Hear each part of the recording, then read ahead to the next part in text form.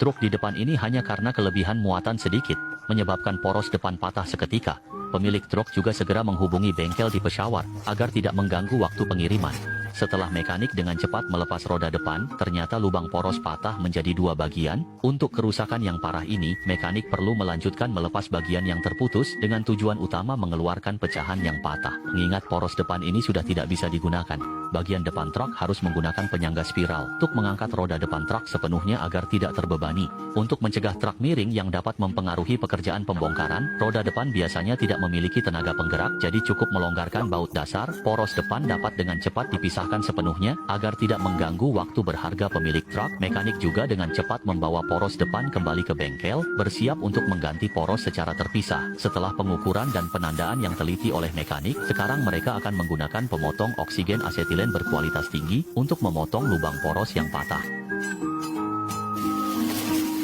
Mengingat panjang poros depan sudah berkurang, untuk mengembalikan poros ke pengaturan pabrik, maka dipilihlah suku cadang bekas yang sesuai, sehingga dapat mengganti panjang yang hilang akibat pemotongan sebelumnya. Meskipun poros diambil dari mobil yang sudah dibuang, selama tidak ada deformasi atau retakan, poros tersebut masih bisa disambung dan digunakan kembali. Untuk membuat poros terlihat lebih estetis, mekanik juga perlu menggunakan cat semprot untuk menutupi karat di permukaan. Kemudian setelah memastikan poros baru cocok, pertama-tama harus melakukan pengelasan titik sederhana pada retakan.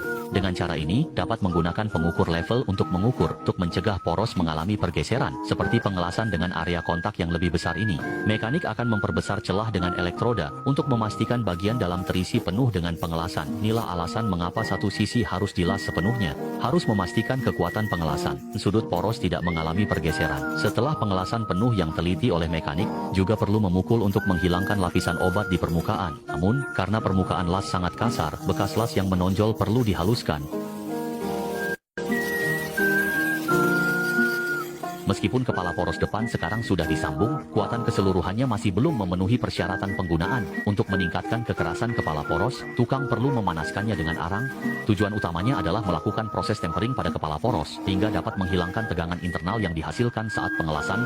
Kedua, daya tarik dan ketangguhan kepala poros dapat meningkat secara signifikan. Telah menunggu pendinginan selama setengah jam, agar pemilik kendaraan merasakan pengalaman dengan suku cadang baru, tukang juga perlu melapisi permukaan dengan cat dasar anti karat. Ini tidak hanya dapat mengurangi risiko berkarat di masa depan, tetapi juga membuat cat berwarna lebih terlihat. Meskipun mereka tidak memiliki pistol semprot berkualitas tinggi, hasil kuas tukang juga sangat baik. Selama menunggu cat kering, perlu menggunakan solar untuk membersihkan minyak dari sudut agar tidak mempengaruhi arah putar sudut.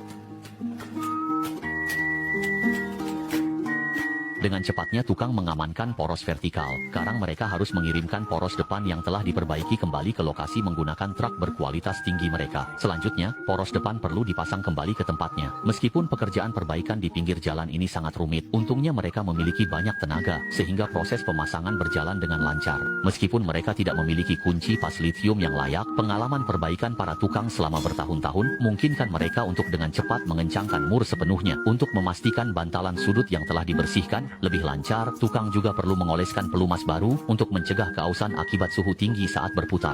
Selanjutnya, sambungkan dan amankan batang kemudi dengan sudut. Karena selang rem mobil asli sudah tua, bengkel juga langsung menggantinya dengan yang baru, dan setelah memastikan semuanya benar, ban asli dipasang kembali ke tempatnya.